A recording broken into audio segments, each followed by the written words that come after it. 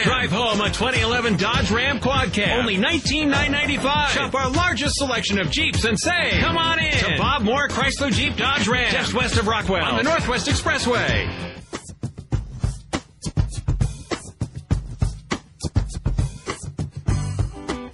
Welcome back. We're here with Judy Howard, who has some of the most beautiful quilts that you have ever seen in your life.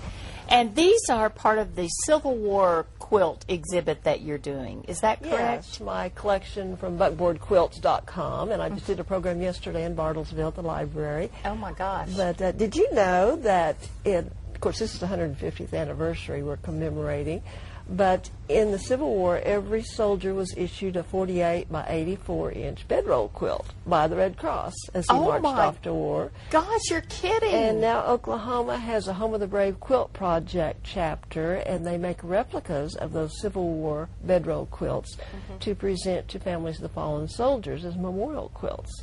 Oh, my gracious. Yes. How nice is that? That is wonderful. Nice. All profits from my books and exhibits and programs go to provide these memorial quilts. Oh, my goodness. How many have you done so far?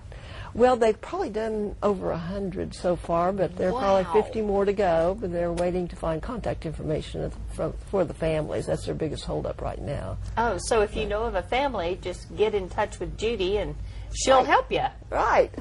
Well, these are beautiful. Tell us about these quilts, because that's the fun thing about quilts is they all kind of have a meaning or something. They have a story, and this was made by a Civil War doctor's wife as he went off to bandage up the wounded soldiers, and there was a prayer in every stitch that he would return safely.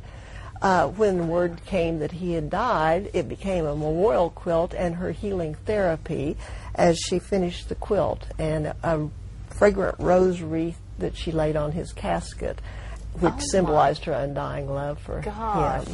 Beautiful. This is just, yes, it is. It is just beautiful. He had given her one of the first treadle sewing machines the Christmas before, so she demonstrated her skills on using it with little half-inch. Can you imagine what that treadle was?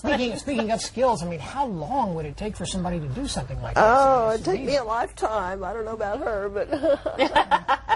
It'd take me forever. Right. Now, you mentioned your book, but tell them a little bit about your book so that people can still purchase it.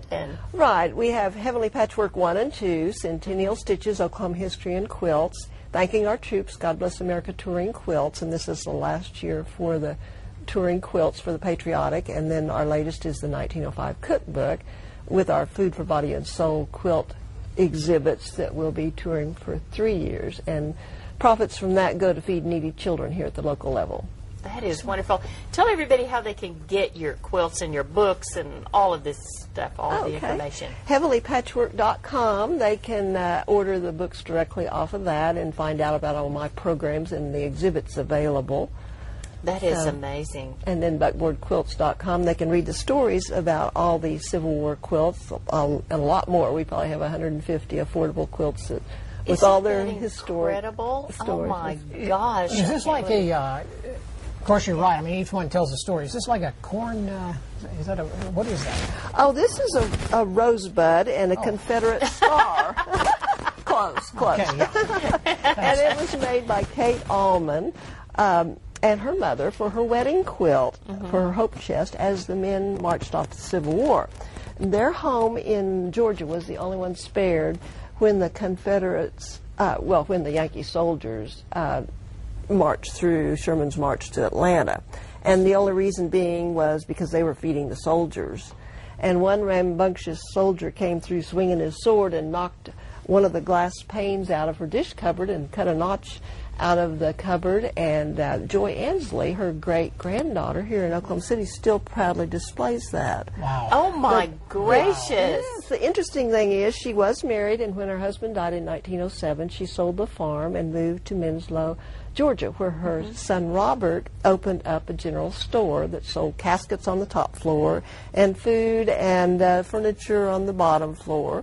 Then in 1919, he had heard about the discovery of black gold in Oklahoma. So he sold the general store, invested every dime with a cousin to drill a well in Oklahoma. Unfortunately, it was a dry well, and Many of us have gone through that, yes. He had to sell his fine home in Georgia and move to Oklahoma City in disgrace. So lots of fun stories in my books as well as on the website. So No you can kidding. read about them. Well, and it's heavenlyquilts.com. Heavenlypatchwork.com. Patchwork. Heavenlypatchwork.com. And buckboardquilts.com. And Buckboard Quilt. See, I got them confused. But they'll be on our website and on our Facebook page. Judy, it's so much fun to have you Thank you always. for These things are inviting me. beautiful, and they are for such a great cause and great history. Thank you Thank so you. much. You're Well, outstanding. appreciate it. Well, God there's is more good. ahead on Oklahoma Live. Stay with us.